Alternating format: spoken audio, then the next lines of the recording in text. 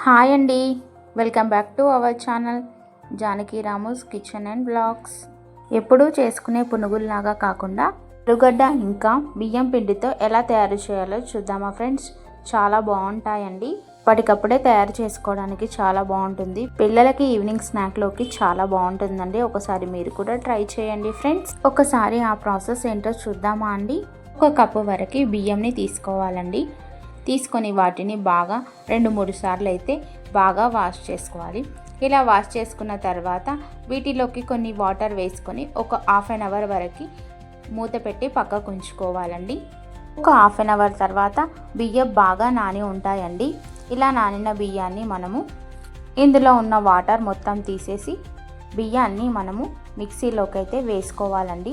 వేసుకొని కొద్దిగా ఒక చిన్న టీ కప్ వరకు గ్లాస్ వాటర్ వేసుకొని మిక్సీకి అయితే ఫైన్గా పట్టుకోవాలండి. చూడండి, మనకు పిండి కన్సిస్టెన్సీ అనేది ఇలా వచ్చేలాగా అయితే చేసుకోవాలండి. చూడండి ఫ్రెండ్స్, ఇలా అయితే ఉండాలి. మరీ లూజ్గా ఎక్కువ వాటర్ కూడా వేసుకోకూడదు. ఈ పిండి పైన మూత పెట్టి ఒక 5 నిమిషాల వరకు పక్కకు పెట్టుకోవాలండి.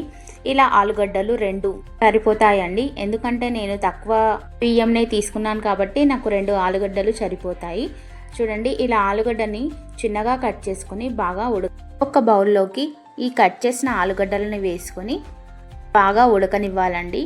ఉడికిన తర్వాత వీటిపైన ఉన్న ఇలా లేయర్ని అయితే తీసేసేయాలండి. ఉడికిన తర్వాత మనకు తొందరగా వచ్చేస్తుంది పొట్టు అనేది వీటిపైన.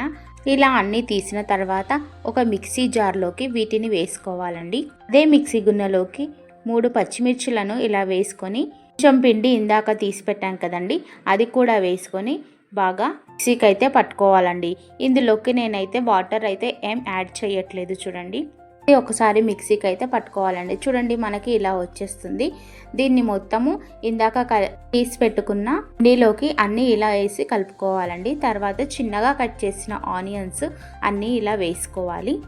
1 టేబుల్ స్పూన్ జీలకర్ర, 1/2 టేబుల్ స్పూన్ వంట సోడా, చిన్నగా కట్ చేసి పెట్టుకున్న కొత్తిమీర, కరివేపాకు, చివరగా 1/2 టేబుల్ స్పూన్ ఉప్పు వేసి బాగా కలుపుకోవాలండి. మనం పునుగులు వేసుకోవడానికి పిండి కన్సిస్టెన్సీ అనేది ఇలా వచ్చే వరకు అయితే కలుపుకోవాలండి.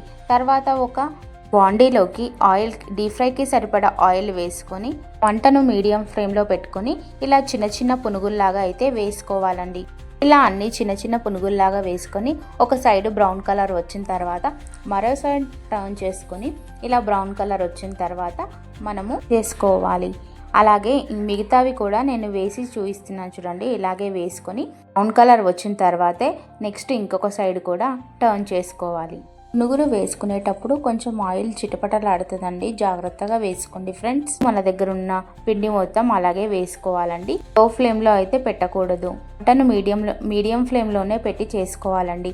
అలా చేసుకుంటేనే మనకి ఆయిల్ అనేది ఎక్కువ పీల్చకుండా ఉంటుంది. చూడండి ఫ్రెండ్స్, అప్పుడే చేసుకోవడానికి చాలా బాగుంటుందండి. దీంట్లో ఆయిల్ కూడా ఎక్కువ పీల్చకుండా చాలా బాగుంటాయి. పిల్లలు కూడా చాలా ఇష్టపడి తింటారు. కొంచెం క్రంచీగా ఉంటాయండి. దీంట్లోకి కెచప్తో కానీ లేకపోతే మన ఇంట్లో ఉండే పచ్చళ్ళతో కానీ ఇవి ఊరికే తిన్నా కూడా చాలా బాగుంటాయండి. పిల్లలు ఉంటే మాత్రం కెచప్తో తింటారు. చాలా బాగుంటాయి, క్రంచీగా అయితే ఉంటాయండి.